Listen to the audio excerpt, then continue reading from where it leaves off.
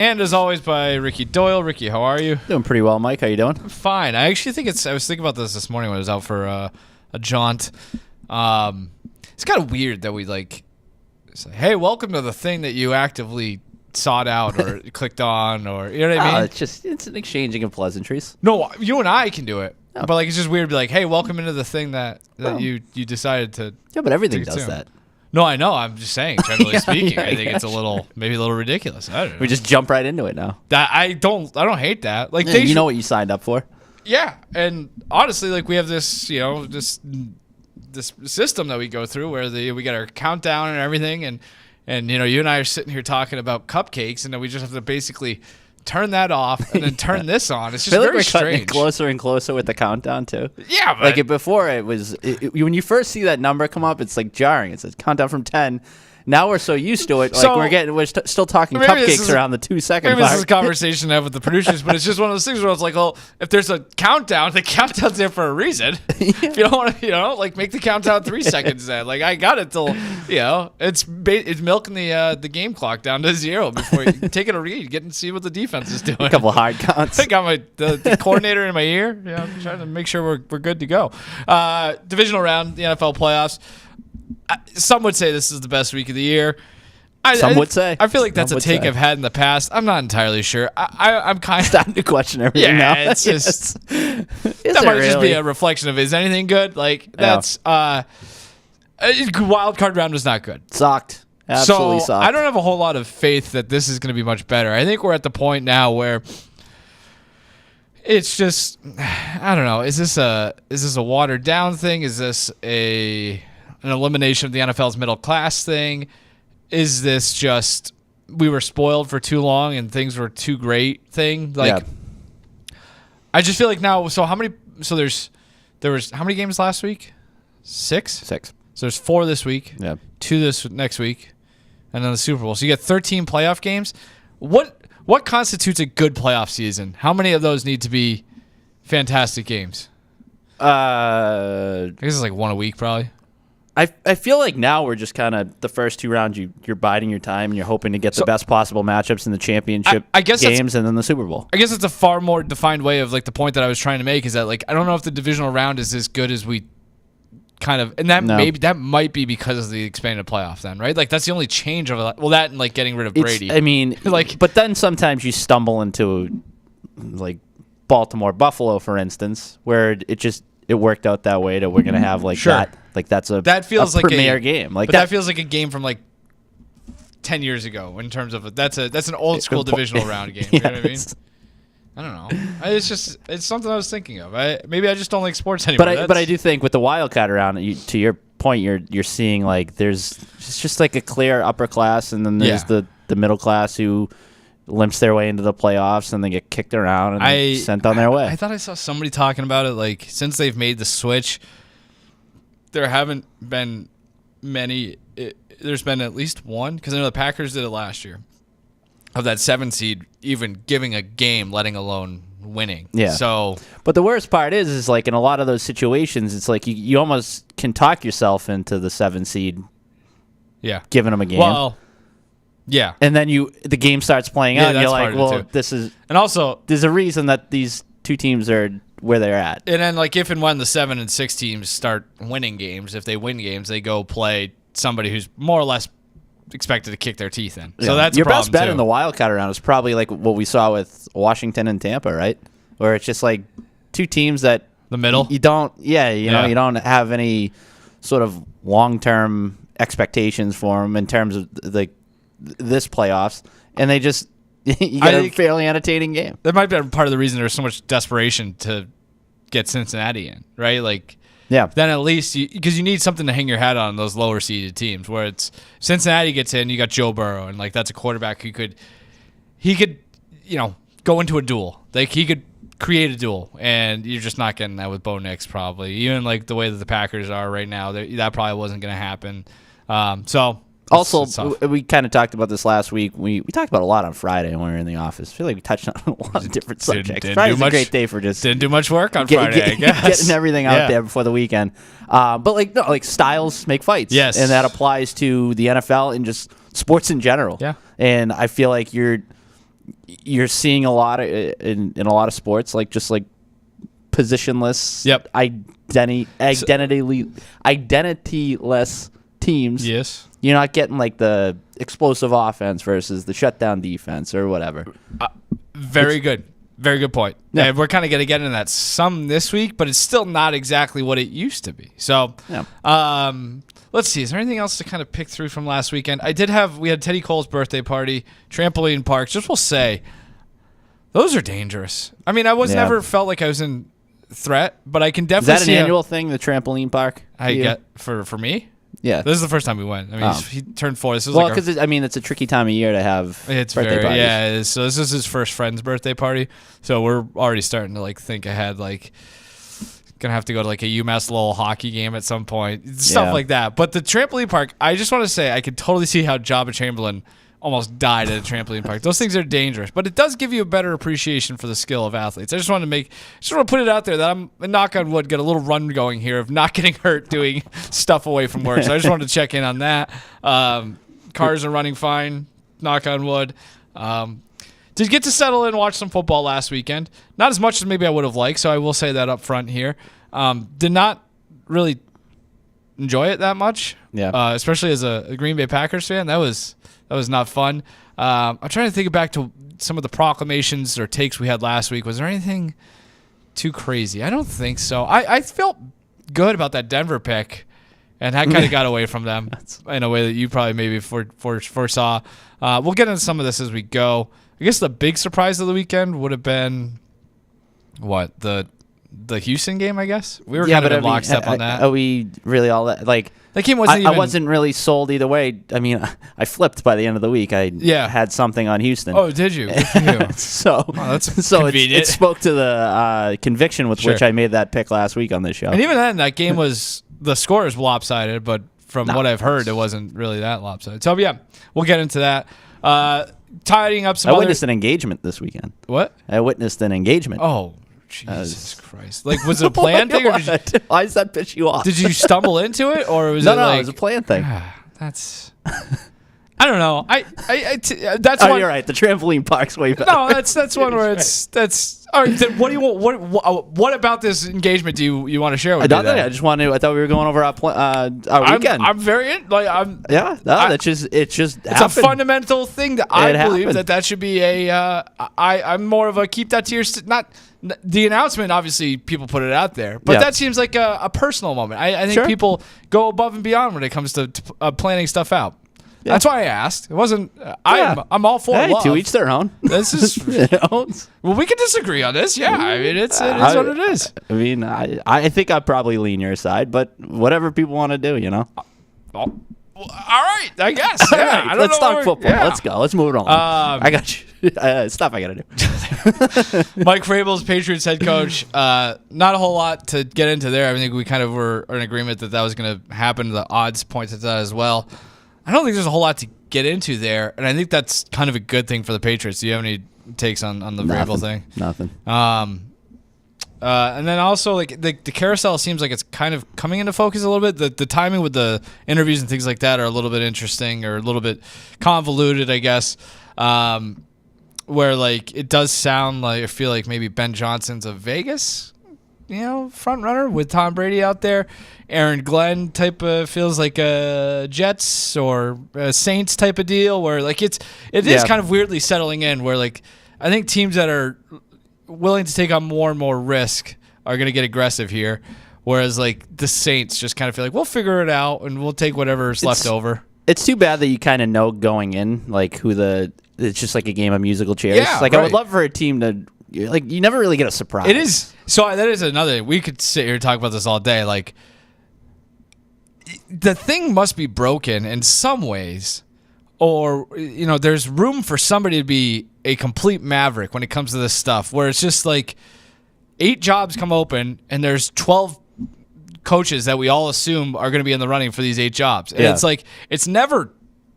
More or less, never off the board. There's, it's very rarely like, well, where did that come from? I would love a team to just like all of a sudden everybody's like in agreement that Liam Cohen is definitely a head coach. Like, it's just weird. And it's just a weird circle of, in a lot of cases, football lifers. And it's just, I want to see somebody just go completely off the grid and get somebody from just So you wanted the Browns to hire Condoleezza Rice a few years ago? Yeah. Give me something like that, just so you have one team to see like as a little like side test. Like, how's this going to shake out? That is, yeah. So one thing though, the Cowboys. We got to talk about the Cowboys. What the hell are the Cowboys doing? It was announced.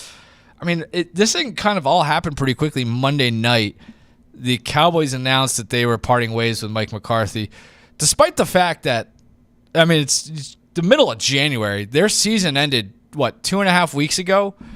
Everybody knew his contract situation. I believe they declined the Bears' permission to speak with McCarthy, and then a week later he's out.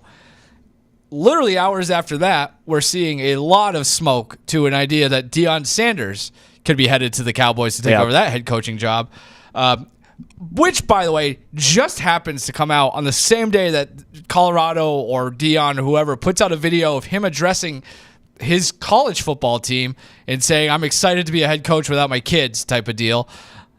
It feels like there's a lot of connected tissue here. A lot of smoke. So looking at DraftKings actually put this out, next coach odds for the Cowboys. Deion, a even money favorite to get that job. Kellen Moore at plus 250.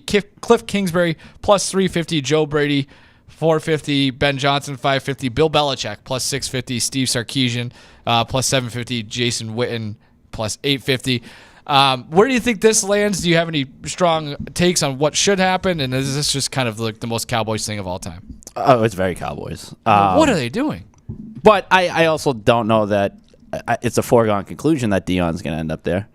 So I think I would skew more towards like that second batch of names, because I think that those odds reflect sort of an overreaction to what we're seeing in all of the smoke surrounding a potential Deion going to the Cowboys. So I think I would look to that second batch if I was trying to put a couple bucks on it. But I mean, come on, give me Deion in Dallas. I think it'd be a train wreck. I don't think that's why I need it. I agree. Yeah, I'm just like looking through this. Because I have alerts on for Schefter, and so like it felt like I woke up this morning with a bunch of Deion stuff, and it's just more than kind of usually get to the point where it's like he's trying to tell us something here without actually telling it. It hasn't been a ton of like concrete reporting on it either. It's just been like kind of piecing things together, right? Like it's the just kind like, of thing that makes you think that there's just like there's a lot of noise, and I don't know what any of this means, but so this is the statement. Could be leaning a certain way. Statement to ESPN from Deion: "To hear from Jerry Jones is truly delightful and it's intriguing. I love Jerry and believe in Jerry. After you hang up, you process it and think about it. It's intriguing. But I love Boulder and everything there is about our team, the coaches, our student body, and the community." End quote. Like there's not a. That's why I'm staying at Boulder. It's. So I don't think he'd be a very good head coach in the NFL at all. At least not right now. I think what have they done? Like he can recruit his ass off. I think that's a selling point, and it worked to varying degrees in Colorado. But still, it's not like they were winning national championships or even conference championships in just 2 years there. This just feels like a bad idea. If I'm the Cowboys, I don't know which direction I go though. Right? Like they're in a weird spot where it's just. This is kind of the leftover of Mike McCarthy. You're kind of just. I was gonna say, of all those names that you listed, how many of them do you feel better about than Mike McCarthy? Like this feels like change for the sake of change, this is right? Jerry And I kind of get it because like we've reached the point with McCarthy. Yeah, but at the same time, like I can't say definitively that any of those coaches you listed is better than Mike McCarthy. Well, I just think too this speaks to the idea that. If I were to guess, Jerry Jones just wants to be in charge, which he obviously is, and he wants to continue to do things his way, because if they were earnest about trying to go out and getting a guy who inspired some real hope and confidence and inspiration in the future, they would have done it a lot earlier. The fact that they kind of, dragged this thing out speaks to a lack of decisiveness, a lack of urgency, and so then you're just more than okay with Cliff Kingsbury or Joe Brady. And I think that's, if it's not Deion, I think Kellen Moore, Cliff Kingsbury, Joe Brady, one of those three. It's a young-ish offensive-minded guy who's name out of a hat. Been around the league. Like, Kellen Moore seems to make the most sense. That's why he's the second favorite. Kingsbury has Texas roots, if that means anything. To take him away from a divisional guy, too. Joe Brady. Joe Brady is like the epitome of the conversation we were just having, where it's like at one point Joe Brady was the hottest coaching prospect in the entire sport. Then his name was mud, and now all of a sudden he's in the running for Cowboys jobs. But like that again speaks to the fact that none of these guys outside of Belichick, which is probably not going to happen, are going to push back too strong against Jerry Jones. And I think that's kind of also the point. Yeah, the Dion thing feels like he comes in, they win their first week, and it's like, look at this. Yeah, look at this, huh? We got a culture shift here. We're finally on the right path, and then they lose their next 4, and it's just you can really bottom out from there. Because I'm with you. I just don't think what he brings works at the NFL level. No, probably not. I think it's with him. It's the recruiting, and it's that aura. Like, is he going to bring Warren Sapp plays with him? From it just feels like a show for show's sake, which might be what the Cowboys are at this point. That's the other thing too. We sit here and talk about the Cowboys is this football institution, which they are in some ways, but that has more to do with like Americana of a bygone era than it does contending for championships in the modern day NFL. So that's kind of where I fall with the Cowboys. I think it's just what a train wreck. So. All right, let's get into the divisional round games. We'll start Saturday, 4:30 p.m. kickoff in Kansas City, where the Chiefs host the Houston Texans, those upstart Texans. Kansas City currently 7.5-point favorites, total sitting at 42. If you want to do weather, it's going to be cold. Not quite as cold as divisional round game last year against Miami, but we're looking at high 20s, dipping into the single digits, windy. It's going to be cold again. This is a rematch of a December 21st game. The Chiefs won that game 27-19 at home. That was the first game after Mahomes got the ankle injury. Then he ran for like that 15-yard touchdown. C.J. Stroud threw 2 interceptions that led to 10 Kansas City points in that game. That might tell you where I'm leaning here. But what's your first read on this game? What were you leaning? When did you get out in the open? I'm taking the points here. I don't feel good about it. I hope it's not an overreaction to last week. I guess it can't be an overreaction to last week because I didn't watch a lot of the Houston game. I think there are some questions. Despite it's tough. Like I have heard and read questions about the Chiefs' offensive line, despite the fact that all of the metrics say that they have a good offensive line. I look at like a guy like Jawan Taylor has been injured. The guy's going to get called for like 3 false starts because he's a habitual line stepper when it comes to moving early. And I feel like you get Will Anderson and Daniel Hunter coming in. They just made life hell for Justin Herbert in that wild card game, pressuring him on 51% of his dropbacks. He went 4-15. 2 of his picks came against pressure. He sacked 5 times. They can generate pressure up the middle, which is usually what it takes to beat good quarterbacks because they can't really diagram it or dissect it. The other side, too, DJ Humphries, according to Pro Football Focus, the number 131 ranked pass block offensive tackle. That again, like for all of Houston's warts, they play very good defense, and they have a lot of ballers. And that secondary up front, they have a very good defensive-minded head coach. Well, go ahead. No, when we sat here last week, we probably didn't put enough stock into 2 things.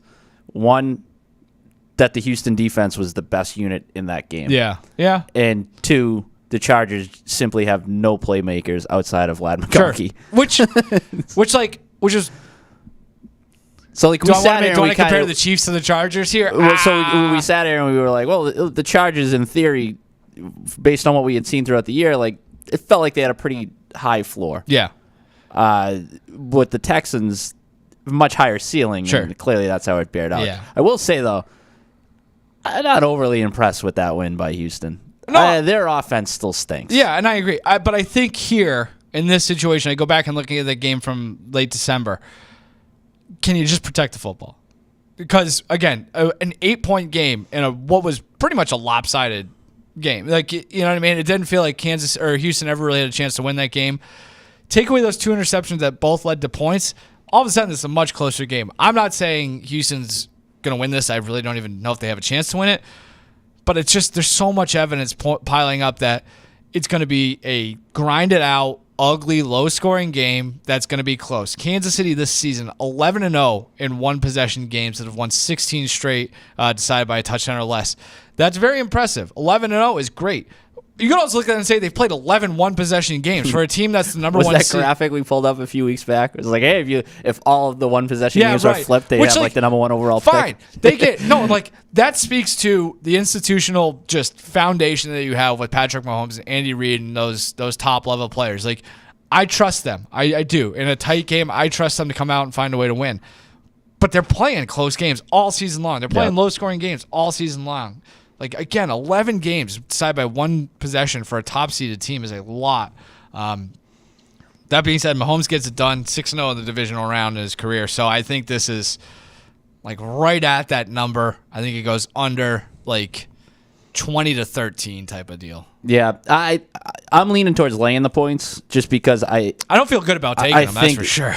I think there's a chance that Houston's offense falls completely flat. I mean, which they did for a large portion of the first half last week. Really throughout the game. Like you benefit from, you had, pick six and like just all these kind of fluky plays that added up over the course. Like the Chargers handed that game to them. Yeah, I agree. So you're not going to get that with the Chiefs. And I do feel like the Chiefs, I feel like their offense is rounded into form a little bit. They're getting guys back. Everybody's the pieces are starting to fall into place.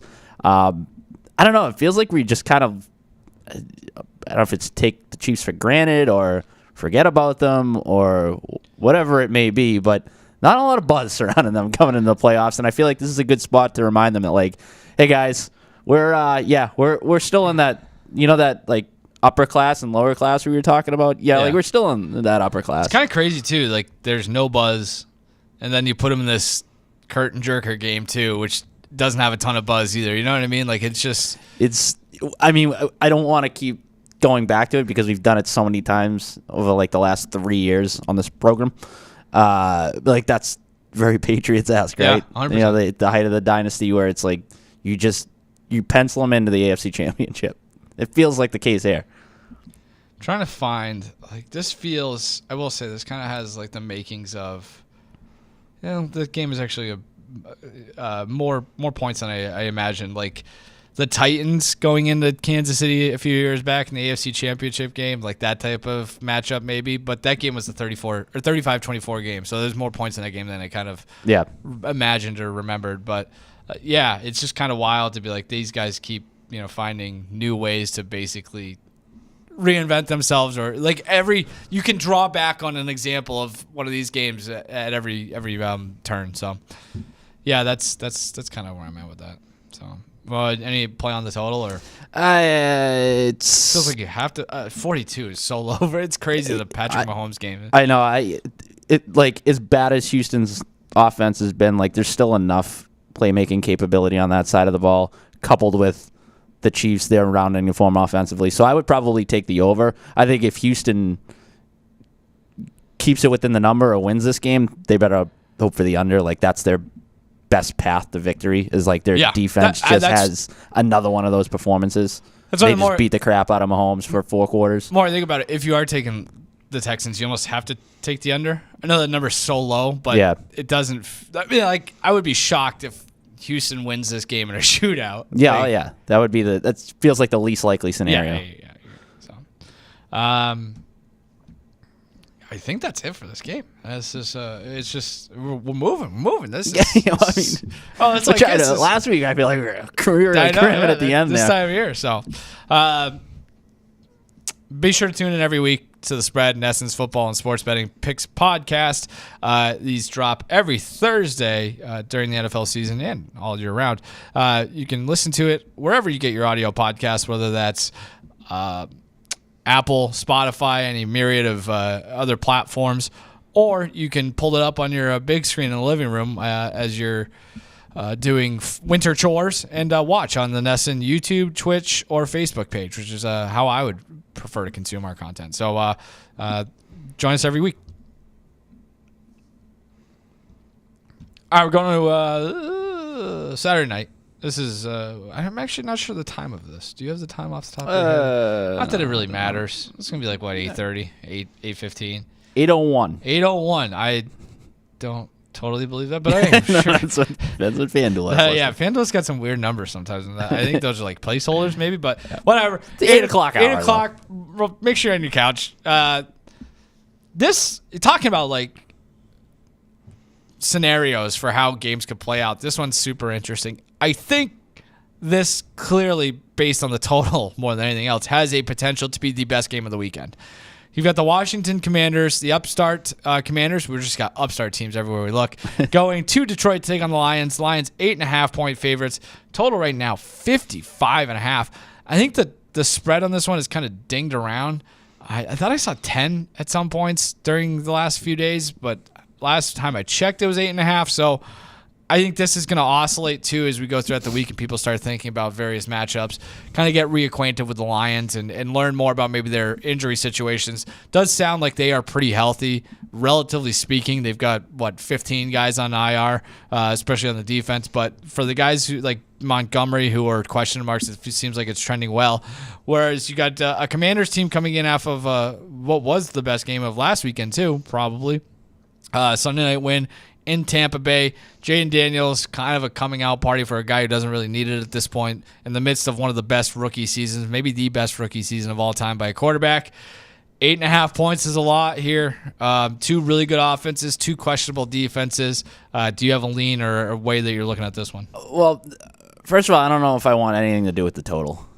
That is just way too high. There's a lot that can... It all points to going over, but that's so many points. It kind of felt that way with last week, too, right? With Washington, Tampa Bay, and all it takes is you get, down, a few of those situations where you get down to the red zone, you go for it on fourth down, you don't get any points, the field flips, and now all of a sudden you get two over teams that are staring at an under. So I think with that in mind, I look at the total, and that is it's too high for my liking, so I'll probably just stay away altogether. From a side standpoint, I think I'm going to lay the points in this one as well, because I think there is an opportunity for Washington to move the ball offensively, given you mentioned the injuries and really the way that Detroit is compensated for those injuries is just bringing the house. They blitz at an absurd rate, really. And I think Jaden Daniels is capable both with his legs and passing ability to combat that. He's been one of the better quarterbacks against the blitz. So I think Washington should, in theory, be able to get theirs offensively. I just have no faith in their ability to stop Detroit. I've jumped in front of this train way too many times this season when it comes to Detroit. So I could see this being a scenario where maybe Washington hangs around a little bit, keeps it within the number for most of the game, and then Detroit pulls away late. Bring me the train. I'll step in front of it. Give me the points here. I just have too many questions about Detroit's defense. I think that's the big thing for me. Looking at over the last, would this be third of the season from week 12 on by EPA at least, the Lions had the 23rd ranked defense in the NFL. Washington over the same period of time actually 16th. I think Washington's defense did start to play a little bit better as the season went on, which makes sense. It's a young unit, defensive-minded head coach. You're hoping for growth there. I think they got that for the most part. This is a big ask here, obviously, but I'm not sure where the stops come from for Detroit. I just think this is going to be pinball type of deal. They started to beat the snot out of Sam Darnold 2 weeks ago, though. So here's the thing: they blitzed the hell out of Sam Darnold, as you mentioned. Jaden Daniels had a 90.3 QBR this season versus the blitz, according to ESPN, which that's out of 100. So it's hard to do a whole lot better than that. I do think he, is a guy who is not going to be fazed by that. I think they have a lot of options. That defense, that banged up defense, is going to have problems kind of moving around. It's just, at the end of the day, it's a numbers thing. And you got 11 guys that you can deploy a certain way. And I think there are too many game changers on the Washington side of the ball for the Lions to consistently stop them. I'm not saying that the Commanders are going to win this game necessarily, but I just think it's going to be tough for the Lions to consistently get stops. And also, too, you'll talk about what they're able to do to Sam Darnold. There's going to be some more Sam Darnold hate coming in a little bit, but if you do get home, he's not the easiest guy to bring down. I mean, he's a tiny little man, but he's quick. He moves well in the pocket. He's going to take off. I think this could be, this is probably a square pick, but give me all the overs with Jaden Daniels rushing. I think the first sense of trouble he's going to take off. I was going to say, this is Washington's path to victory is like capitalizing on broken plays and things So like I'm that. thinking- Like I'm this is a hang on to your seat game. I'm thinking like 200 passing yards and 100 rushing yards from him type of deal where it's like, oh, this is, and they probably fall just short. And like the thing coming out is like, holy, they are going the right direction. They just need to kind of figure out stuff around him. I don't think he's going to be the reason that they lose this game because like I've got no evidence to suggest that that's going to be the case. I mean, he obviously had the bumps in the road as a rookie, but not nearly as, low of valleys as other guys did. So it's almost like disingenuous to call him a rookie quarterback at this point based on what he's done so far. Especially if you want to go back to college too. So like, I think coming out of this game, the conversation is going to be, good God, that guy's good, but it's still a little early for them, and Detroit survives and advances. Yeah. That being said, like, super tough one to gauge because I was reading something in The Athletic today. Dan Campbell gets all this credit for being uber aggressive, and that has actually come back to bite him at times in the playoffs. Dan Quinn doesn't get nearly as much pub, and like I would like to go back and think like Dan Quinn does not feel like an aggressive. Pretty coach. efficient too. Like they're 20 of 23 on fourth down this year, 87%, considerably higher than Detroit's 67%. Now I do think those percentages aren't created equal. Like if you go for it, it's kind of like a volume thing. Yeah. Like Detroit, the rate that they do it, 67% is probably going to steal you more points maybe than 23 times. But my thing is like Dan Quinn's not afraid to put his nuts on the table, and so like. It is. There's a chance that we kind of reconvene next week and they lose by 30, and I'm like, ooh. But like, I think it's going to come back to like one or two of those, and if it goes their way, all of a sudden it's a field goal game. If they don't go their way, they lose by 20. Like that's. I do think that's a pretty razor thin margin here, based on like those types of little things. So, like if you're a Patriots fan, don't you sit there and look at Washington and be like, I meant to bring this man, up too. like that. Yep. That's how. It should have been 100%. Well, and like God damn it, this is the other thing I was going to bring up earlier. The Patriots, they're so lucky, like that this fell the way that it did. For them to make this mistake and still get the guy who would have been the best hire probably last year, is wild. Again, I don't know how much I totally believe in Vrabel to be a Super Bowl winning coach, especially with the roster that he's inheriting. Raises the floor 100%. But if he goes out and makes the right hires, he is Dan Quinn of 2025, right? He has the ability to fill out a staff. Yeah. It's not just, all right, this is the guy, and now we got to we have to surround him with pieces. It's you're hiring the guy, and he's going to surround himself with his own pieces. And there's cohesion, and there's something there. It's not just flying by the seat of your pants, which the Patriots did, and that's how you get the mixed messaging and everything else that went awry. But here's the thing, though: do the Patriots have an Adam Peters? No. The jury's out on that. Are they willing to spend like the what's his face is like? You know what I mean? Like, it's going to take. You don't just. I think we did this last year when the Patriots drafted May. Who was the comp? Who would have been the comp from the year before? Was it? Who drafted a rookie quarterback? Houston, right? Yeah. Yes, exactly. There's a lot of, but even that was a real apples to oranges situation because, like, Houston drafted the quarterback, had a quick turnaround. They also moved up in the first round to draft Will Anderson, who looks like a perennial defensive player of the year candidate. So my point here is, I think this has a chance to be apples to oranges too. Like, it is. You're right, and that is I think that's the new blueprint. Granted, you just burned a year of your rookie quarterback. I'm not saying like the Patriots would have been. Much better with Dan Quinn as their head coach this year, but I just think an adult in the room that has connections to bring in. I'm just saying, like somebody like Cliff Kingsbury. Vrabel alone is not the magic wand. But it's a good step. They need to empower him to do things the way that he can. I do think he could have similar success. But now, what happens when the roster's so Cliff bad. Kingsbury, say he takes the Dallas job? What comes of Jaden Daniels next year? Are we looking at a C.J. Stroud situation where there's some regression, or does he keep building on it? Was that rhetorical? Yeah, because I have no idea. We can't say for sure. But I mean, I think he pops a little bit more. How sure are we, based on Cliff Kingsbury's track record, that he's the reason for Jaden Daniels playing out of his gourd this year? You know what I mean? It could just be he's a special player, and I think they're going to go through the same thing with Drake May.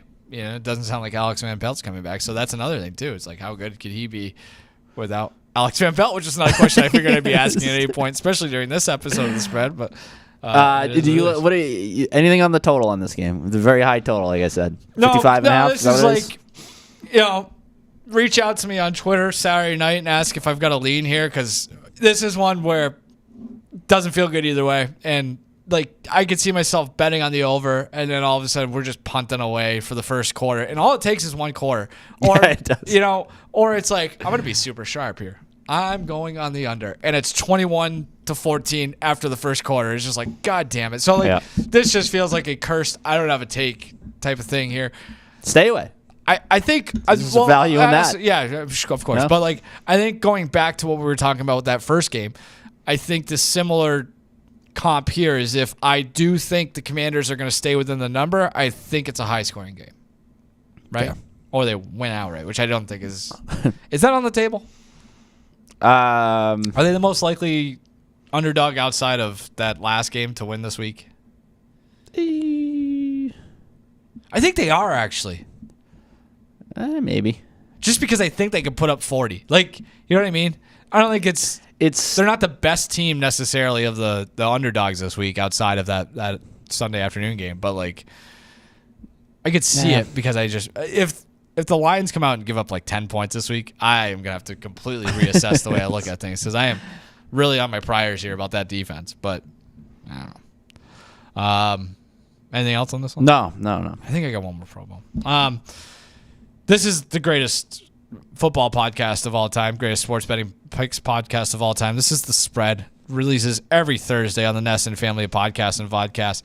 If you want to listen to this fantastic podcast, you do so by going to Spotify, Apple, really anywhere else where you get your audio podcasts. Download it, throw in your earbuds, and you're off to the races.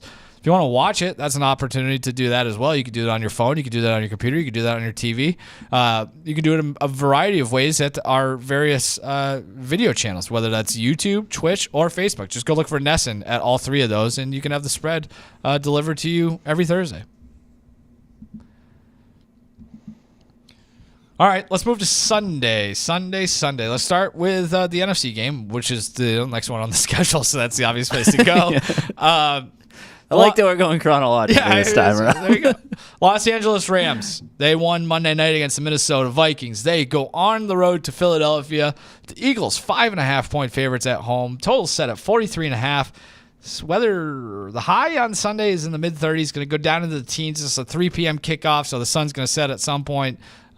Pretty breezy. This is a rematch of a Week 12 game. The Eagles won that one 37-20.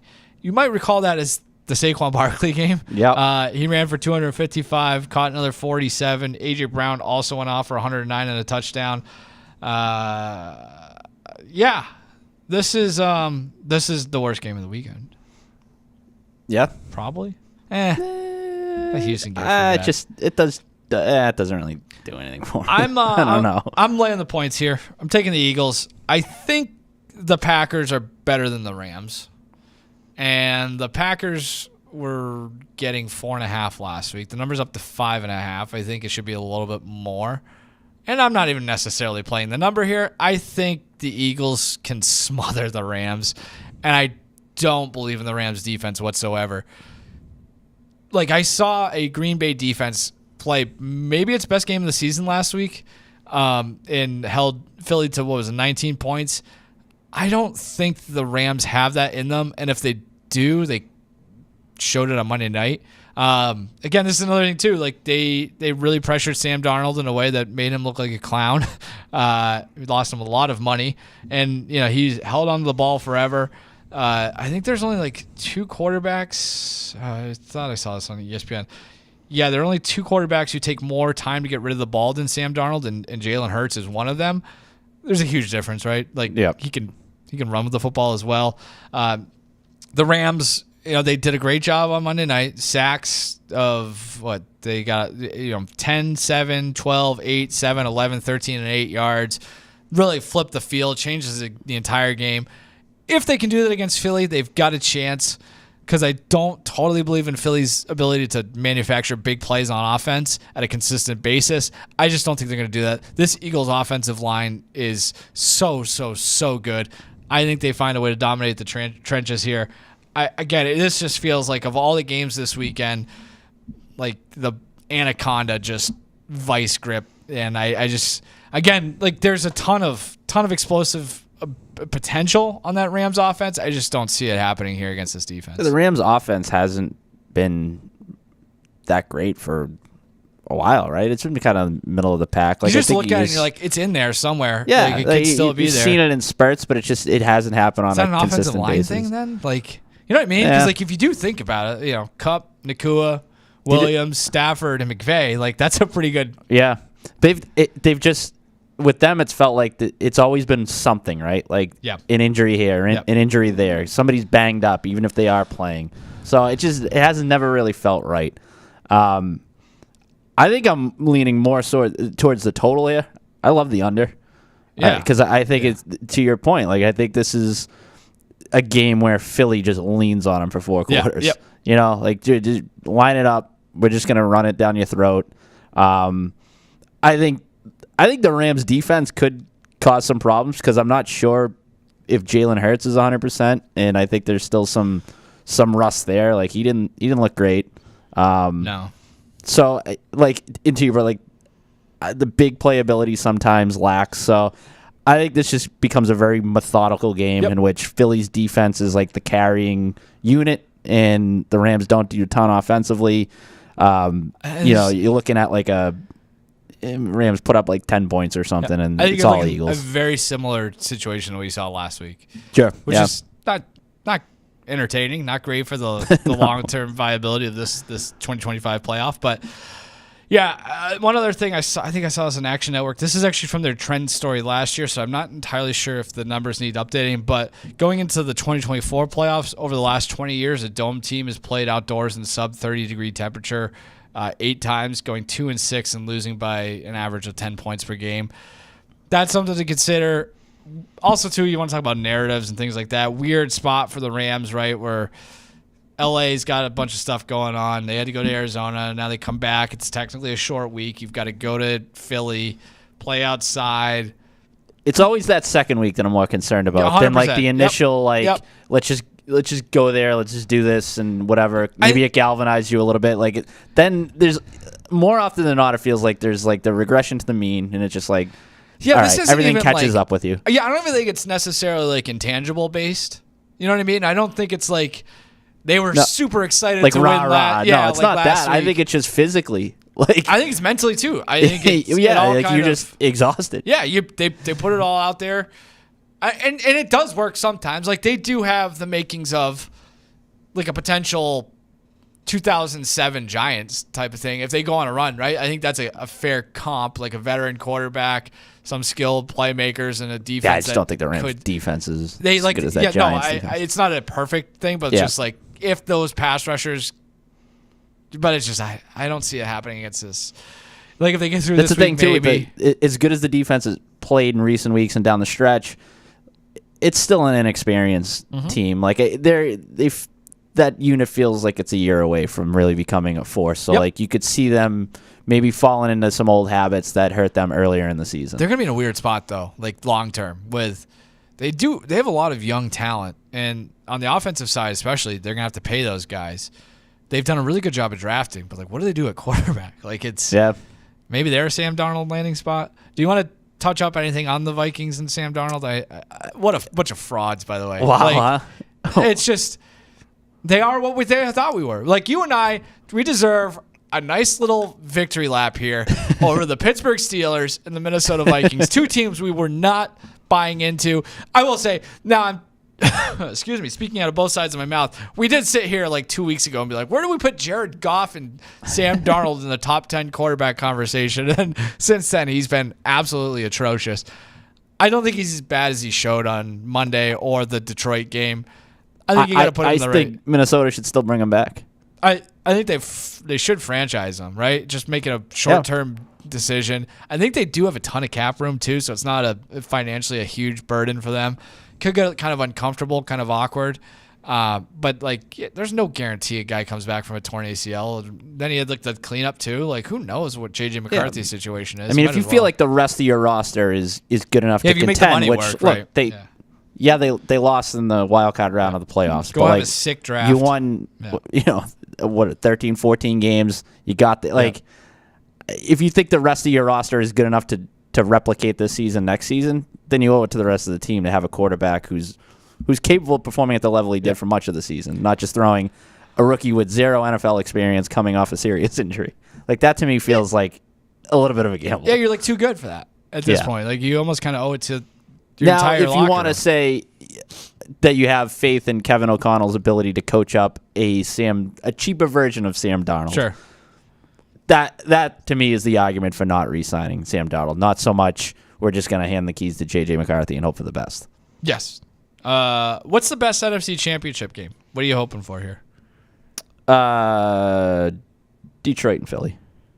I think it's there's not. Well, the Rams. If the Rams come out this week and play really well, which neither of us really expect them to do, and they go in with momentum, now it's like kind of a team of destiny. We're playing for LA. They're going into Detroit. You do the Stafford thing again. I could talk myself into Rams-Lions if I believe the Rams have a chance to win, which they need to play really well this week for me to believe that they'd have a chance to win that game. I've seen Rams-Lions too much. I like it. You got him and Kirby Joseph talking trash to each other. Like I'm in on that. I could be talked into that.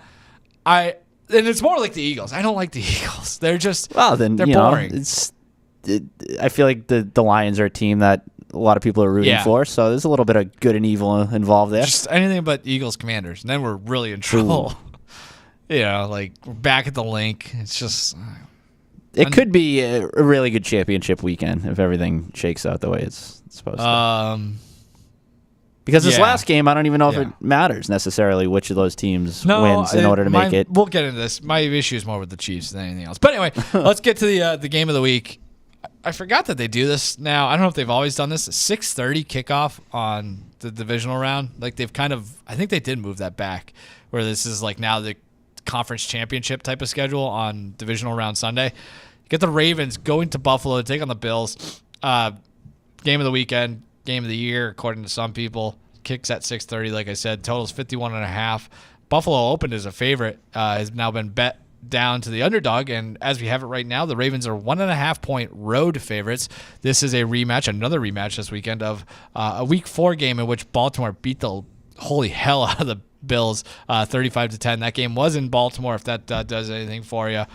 Let's see here. There was one other note I wanted to hit on before we dive totally into this about the Ravens being home. Wow. The Ravens Let's take it from the top. The Ravens being road Get the favorites here. Going. The Bills have never been an underdog at home, according to ESPN Stats and Info, and 18 playoff games dating back to 1970. So kind of uncharted territory. I think that's like a line shifted too, right? Yeah, that's what I said. Yeah. I think that's kind of going to be like a narrative thing that I think there's a chance the Ravens work them again. I tried to build a case in my head for Buffalo just because I want to have a good game. And, like, the case is pretty clear, right? Josh Allen plays out of his mind. Yeah. We were going back and forth. Like, we're having, like, this is I feel like a simpleton saying that, but it is. It is what it is. It's a redux of the 13 seconds game, right? Like, it's, hell yeah, we're eating our chili on Sunday night and we are living good, right? It doesn't always work that way. And I think if that's not totally on the table, then I look at it, it's like Baltimore has been probably the best team in the league all season. Maybe if we hadn't even completely realized it. We talked about this last week with some of the DVOA stuff, that they've been sneaky historic this season. You look at like Buffalo susceptible to big plays. They ranked they gave up 6.2 big plays per game. That was tied for 19th during the regular season. Baltimore led the league in offensive big plays per game, and their defense was second in big plays allowed. So, like, sometimes that's all it takes in these games, especially in something that's predicted to be this close, this tight. Where do they have an advantage on their roster? Where does Buffalo have an advantage? Even at the quarterback, this is the ultimate, like, a conflict of interest between my head and my gut, because Baltimore, this is how I was looking at it. It was like, are they just a better version of Buffalo, right? Because they're one of the there's probably two teams in the league that can match Buffalo offensively, Baltimore and Detroit. And they also have a defense that's peaking at the right time, a pretty good defense, like way better defense than Buffalo.